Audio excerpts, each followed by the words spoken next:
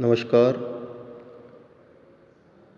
आज हम BA part तृतीय के प्रथम प्रश्न पत्र जो आधुनिक भारत का इतिहास है, जिसका हमें 1740 ईस्वी से 1947 देश की आज़ादी तक के समय तक का अध्ययन करना है, उसके सिलेबस के बारे में थोड़ा बहुत जानेंगे। तो इस सिलेबस में क्या क्या है, हमारे 5 यूनिट्स हैं। 5 यूनिट्स में हमें क्या क्या पढ़ना है ये हम देखेंगे। तो जो यूनिट प्रथम है,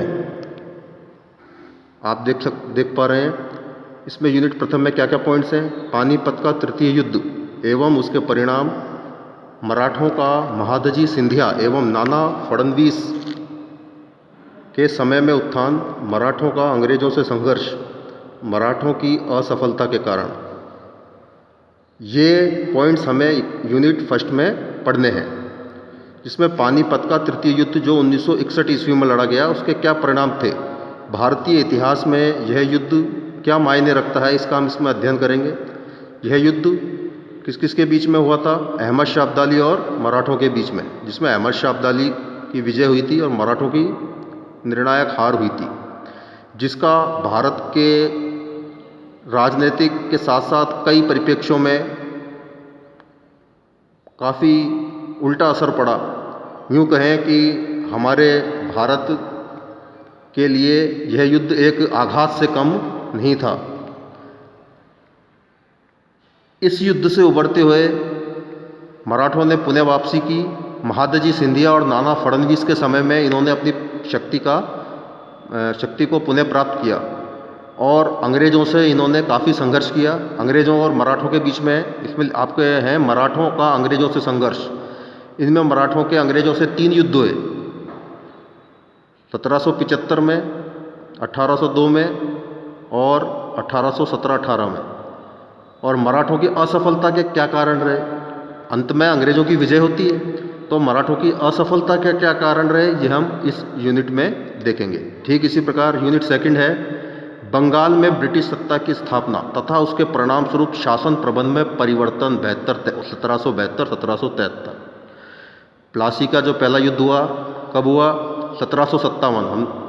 हमने पढ़ा 1757 में प्लासी के युद्ध में जो अंग्रेज़ों और बंगाल के नवाब सिराजुद्दौला के बीच लड़ा गया। इसमें बंगाल में अंग्रेज़ों की जो भारत में नींव पड़ती है वो बंगाल से पड़ती है। भारत की जो सफलता की कुंजी उन्होंने बंगाल में ढूंढी। 1757 में प्लासी के युद्ध में उनको ये सफलता मिली और 1764 के बक्सर के युद्ध में यह सफलता एक ठोस उसमें परिवर्तित हो गई। इसमें हम अध्ययन करेंगे बंगाल में ब्रिटिश सत्ता की स्थापना तथा उसके परिणाम स्वरूप शासन प्रबंध में परिवर्तन।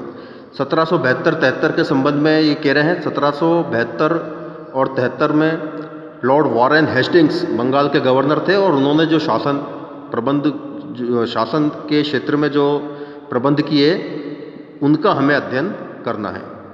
क्षेत्रीय शक्तियों का उत्थान, जो रीजनल पावर्स थी, उसमें जो अंग्रेजों से जिनका संघर्ष हुआ वो मैसूर, पंजाब और अवध, उनका ब्रिटिश सत्ता से संघर्ष एवं उनका ब्रिटिश साम्राज्य में विलीनीकरण, ये हमें पढ़ना है। जैसे पहला है मैसूर, आंग्ल मतलब अंग्रेजों का जो मैसूर जो रियासत थी दक्षिण भारत की, तो उससे 4 युद्ध हुए।